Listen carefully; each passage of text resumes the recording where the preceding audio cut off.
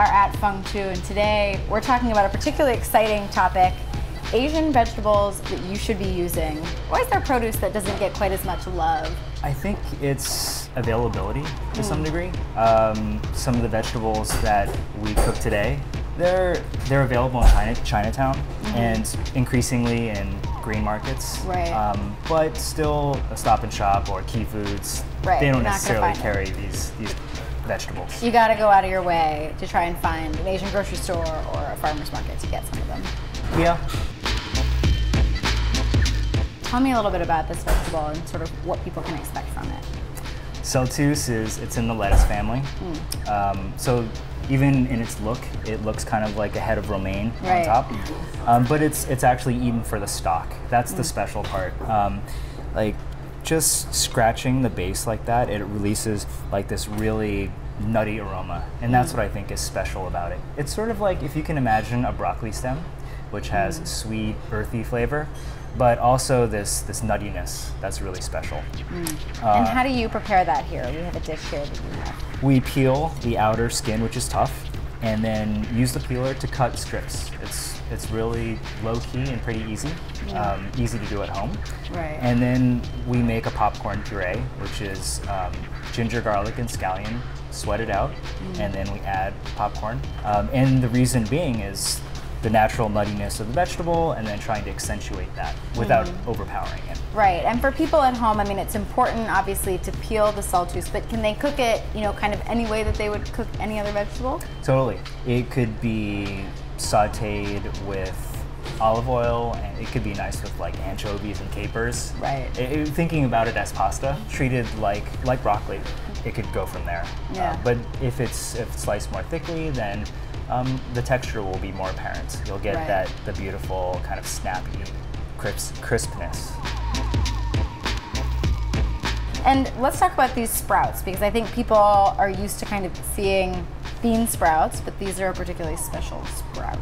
Yes, soybean sprouts. They are similar to, say, mung bean sprouts, but what makes them next level is they have the crunchy bean attached to them. And even after stir frying or even like simmering, they retain that crunch. And they have a more pronounced flavor, in my opinion, that works in this dish with the tartness from the black vinegar and then that smoky meatiness from bacon. And is this something that, you know, for people who are kind of used to putting beans in salads, but maybe they're not used to maybe cooking them as much, or they don't like how much bean sprouts wilt, is this a good replacement for anything that you're cooking at a high temperature or cooking for a long time? Yes, soybean sprouts are great for the cooking. So, I mean, these are forgiving. They are. They're forgiving, they're hearty. Yeah, if you get that phone call, take it. And when you come back, they'll be okay. Yeah, they'll still survive. And also, you know, do they go well? I mean, they go well with very robust flavors, but they also have a flavor unto their own. So describe the flavor and sort of what you like to pair them with. The flavor of the soybean sprouts it's nutty, a little bit grassy. And I like to pair them with pork. So in particular, like a cured meat. In this case, it's bacon, but it could be Can't go wrong with bacon. Could be guanciale, could be pancetta, something like that. But really, they're very versatile. What's special about them is they have this, it's like kind of like a grassy, nutty, almost smoky flavor. They're quite prized. This is a special item. They're definitely special. And why are they so prized? Hard to get? The flavor. I think the flavor is just something that's prized. What I do with them is what my mom did. Yeah, she would take like an aged bean curd product, tofu roux, and just really lightly saute the pea leaves and add some of this, like we think of it almost as Chinese miso. It's earthy and nutty and a little bit salty. And can you also eat these leaves in a salad? Can you eat them raw, or are they really best cooked? I think they're best cooked. It's kind of fascinating. So I think like raw vegetables, like salads, that's kind of rare in Chinese food. And there's a variety of ways to cook them. Like they can be stir-fried like we did, or if one is making, say, a soup, like a noodle soup, and the broth is like all bubbly and hot, and just at the end, sort of add a handful of snow pea leaves, like a handful of spinach, say, and let them wilt in for a minute or so. That's nice.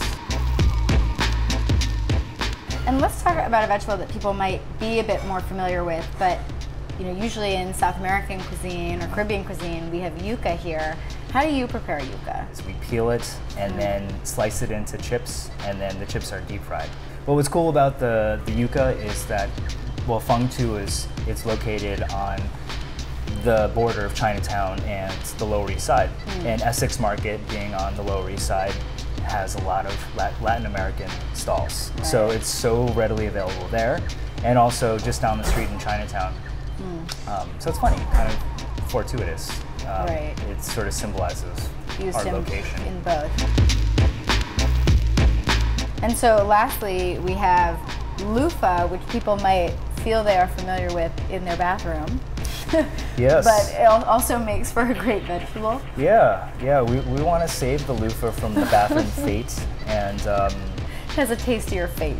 Yes, indeed. So LUFFA in the cucumber family has a similar flavor, sort of sweet, mild, although it does have a more aggressive flavor.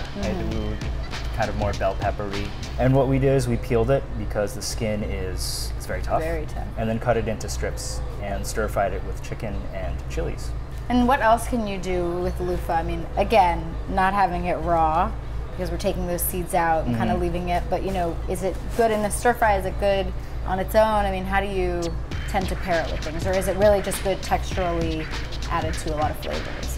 Most often, I've seen it in stir fries. One could leave it, sort of cut like hockey pucks out of it, and then scoop out the seeds, but leaving just like a little base, and then they could get stuffed with like a ground shrimp mixture or like a ground pork mixture, and then like a little meatball, and then they can get steamed, so it could be stuffed.